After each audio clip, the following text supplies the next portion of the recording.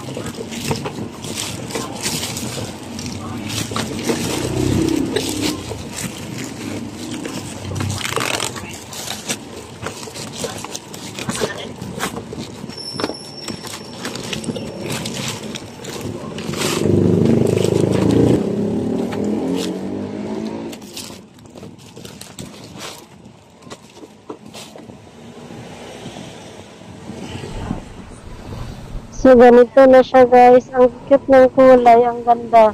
Favorite ko lang siguro yung green, kaya nagagandahan talaga ako. At wala siyang damage. Ayan, walang crack.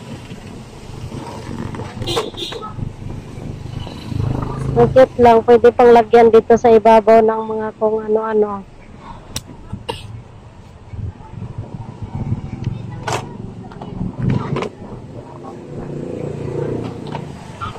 Ganyan yung drawer niya. 4 na layer yung in-order ko. So, yung sa lahat ng ano nila, 4 na layer lang naman lahat. Pero maraming ibang mini drawer doon na merong 5 layers, merong 3 layers. Depende po. Pero ito, 4 na layer lang.